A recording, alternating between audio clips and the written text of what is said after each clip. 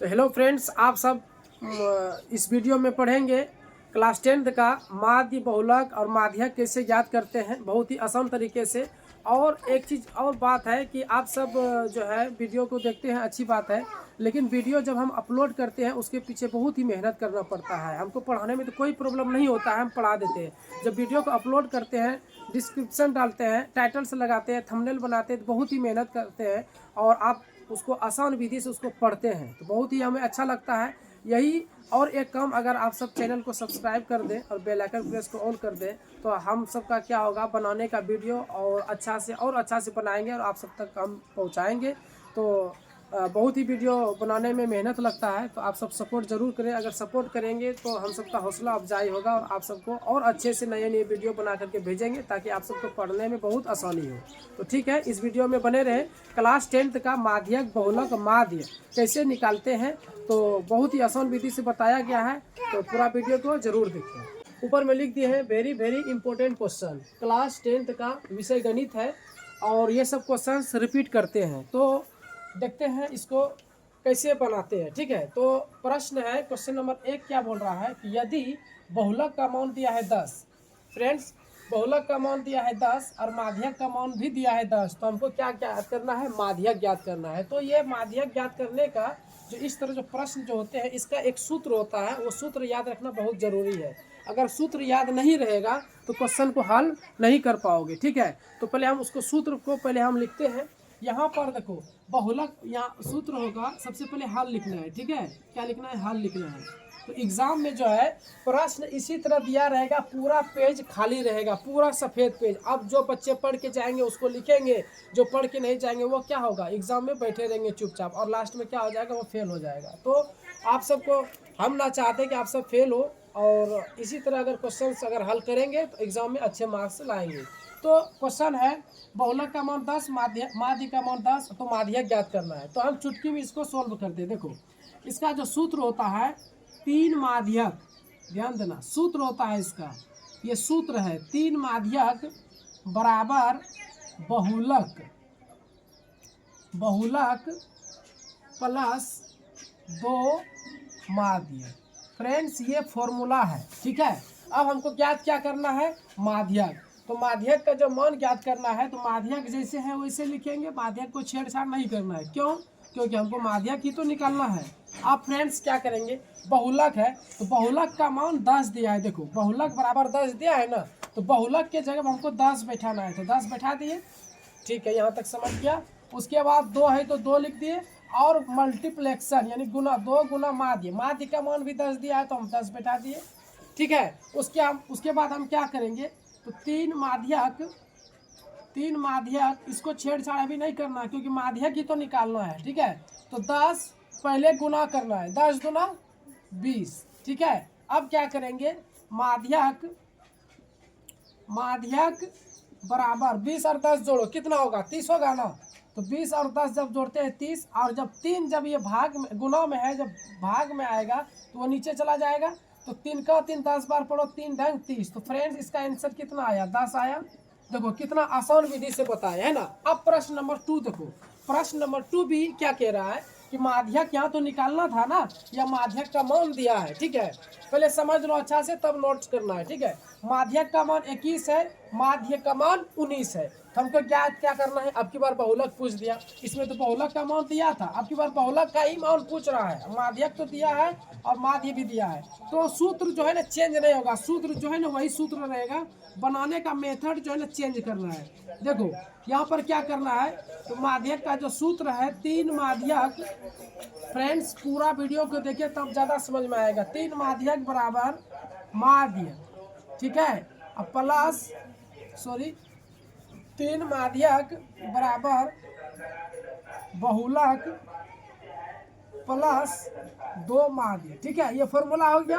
अब देखो सॉल्व करते हैं, तो 3 है ना यहाँ पे, तो 3 है तो 3 लिख दिए, गुना माध्यक का मान देखो 21 है ना, तो माध्यक की जगह हम 21 देंगे, बराबर बहुलक, बहुलक देखो बोला है निकालने के लिए, तो बहुलक की जगह पे कुछ नहीं लिखना है क्योंकि बहुलक ही लिखना है, बहुलक ही तो निकालना है। बराबर 2 गुना माध्य, माध्य का मान 19 है तो माध्य की जगह 19 बैठा दिए। अब देखो क्या करते हैं, 21 गुना 3 करेंगे, 21 गुना 3 करेंगे 63 हो जाएगा, 21 तिया 63। उसके बाद बराबर बहुलक, बहुलक था तो बहुलक ही लिखे क्योंकि बहुलक हमको निकालना है, बराबर प्लस 19 गुना 2 करेंगे, 19 गुना 38। तो यहाँ तक तो आप सबको समझ में आ गया होगा। अब क्या करेंगे, संख्या एक तरफ 63 अब प्लस 38 बराबर के राइट हैंड है, अब लेफ्ट हैंड की ओर लेके आएंगे, क्या हो जाएगा 38 हो जाएगा बराबर बहुलक। ठीक है, अब देखो 63 में 38 को घटाओ, 13 में 8 घटेगा कितना बचेगा 5, और यहाँ कितना बचा 5 में 2 घटे, 5 में 3 घटेगा तो 2। तो क्या आंसर आया, बहुलक का मान कितना आया, देखो बहुलक का मान कितना आया 25 आया। मेरे पास स्पेस जगह नहीं है तो बहुलक का मान 25 आ गया। आप सबको समझ में आ गया होगा। अब हम सब ज्ञात करेंगे, अब सब हम ज्ञात क्या करेंगे, क्वेश्चन नंबर 3। क्वेश्चन नंबर 3 दिया गया है माध्य का मान 28 और बहुलक का मान 16, तो माध्य ज्ञात करना है। फिर से यही क्वेश्चन आया, माध्य ज्ञात करना है। तो देखो कैसे ज्ञात करते हैं, तो सूत्र लिखना है, तीन माध्यक, ये सूत्र है, ठीक है, ये फॉर्मूला है, इसको याद रखना जरूरी है। 3 माध्यक बराबर बहुलक प्लस 2 माध्य। फ्रेंड्स ये फॉर्मूला को हम क्या किए, अच्छा से लिख दिए। उसके बाद हम ज्ञात करते हैं, तो 3 माध्यक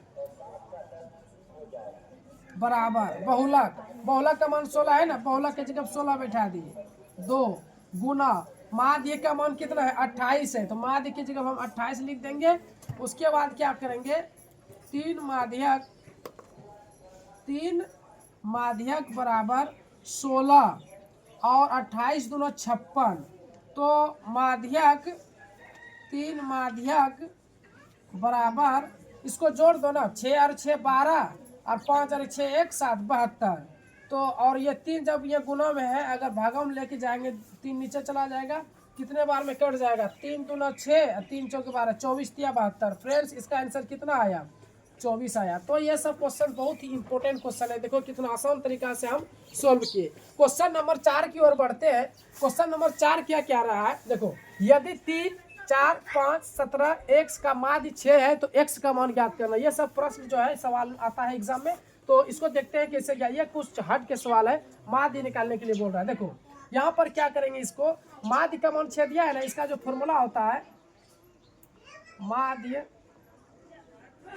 बराबर, सबको हमको जोड़ना है, क्या करना, सबको जोड़ना है। जोड़ो, 3 है ना, 3 plus 4 plus 5 plus 17 plus x। Question एक बार देखने दो कि कहाँ पे क्वेश्चन था।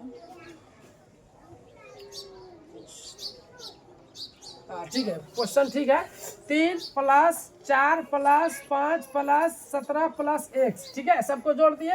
और क्या करना है, यहाँ पर कितना डिजिट का अंक है, यहाँ पर देखो 1 2 3 4 5, 5 डिजिट का है ना, तो नीचे में हम क्या करेंगे 5 लगा देंगे इसी 5। अगर इसी तरह 6 को 6 डिजिट होता है 6 तो लगाते हैं, 1 2 3 4 5 डिजिट हुआ, 1 2 3 4 5 डिजिट। माध्य का मान 6 दे दिया है तो माध्य के बराबर 6 लगा देंगे। अब इसको जोड़ो, 4 3 7 7 5 12, 12 और 17 को जोड़ो, 12 और 17 के साथ 2 9 और 1 1 2 29 आया, तो 29 प्लस x। फ्रेंड्स अब देखो क्या करेंगे, नीचे में 5, इसके नीचे कुछ नहीं, तो एक क्रॉस मल्टीप्लेक्शन होगा ना, ठीक है, क्रॉस मल्टीप्लेक्शन यहाँ पे करना है। उसके बाद क्या करेंगे यहाँ पे कि गुना करते हैं, 1 गुना 29 तो 29 हो जाएगा, और प्लस 1 गुना 1 से 1 से लगा देंगे बराबर 6 गुना 5 कितना हो जाएगा, 6 गुना 5 5 6 30 हो गया 30, ठीक है। उसके बाद क्या करेंगे, 1 से बराबर 30, 29 को हम लेफ्ट से राइट की ओर लेके जाएंगे तो माइनस 29 हो जाएगा, तो x इक्वल टू कितना हो गया, x इक्वल टू कितना हो गया 1 हो गया। तो x का मान निकाल के देखो कितना आसान तरीके से, ठीक है, x का मान कितना निकल गया 1 निकल गया। तो ये बहुत ही आसान सवाल था, एक बार फिर से रिपीट कर देते हैं। 3 4 5 17 1 सबको जोड़ दिए। अब कितना डिजिट है, देखो 1 digit 2 digit 3 digit 4 digit 5 digit से हम भाग दे दिए। माध्य का मान 6 दिया था, माध्य की जगह 6 लगा, क्रॉस मल्टीप्लेक्शन करके हल कर दिए। अब यहाँ पर प्रश्न क्वेश्चन नंबर 5 है। क्वेश्चन नंबर 5 तो क्या कर रहा है कि बोला है कि बहुलक ज्ञात करने के लिए, बहुलक ये दूसरे तरीका से बहुलक बोला है ज्ञात करने के लिए, ठीक है। तो 2 3 4 3 5 3 1 2 3, इसमें देखना है कि सबसे अधिक बार कौन सा अंक आया है। यहाँ पर देखो 2 कितने बार आया है, 2 1 2 ही बार 2, यानी कि 2 क्या बार आया, 2 बार आया, ठीक है। 3 देखेंगे क्या बार आया, 3 1 2 3 4, 3 क्या बार आया, 4 बार आया है। अब 4 देखो क्या बार आया है, 4 जो एक ही बार आया है।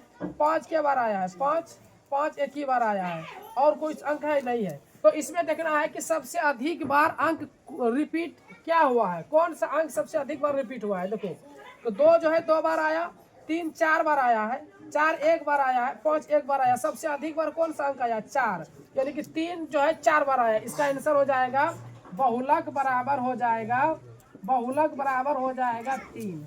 तो फ्रेंड्स ये सब क्वेश्चन जो है बहुत ही इंपॉर्टेंट क्वेश्चन है। अगर ये सब क्वेश्चन अगर आप सब नहीं जानते हैं तो एग्जाम में जाकर के हल नहीं कर पाओगे, क्योंकि हर साल ये सवाल आते हैं। ये चैप्टर का नाम है आंकड़ों का प्रबंधन, यानी क्लास 10th का चैप्टर नंबर 14 14.4 में ये सब प्रश्न है। आप सब एनसीईआरटी बुक में जाके देख सकते हैं, ये सब प्रश्न जो है दिया हुआ है, और ये सब प्रश्न बहुत ही इंपॉर्टेंट प्रश्न है। तो आप सब इसको कॉपी में नोट करें, और चाहे तो आप इसका स्क्रीनशॉट ले सकते हैं।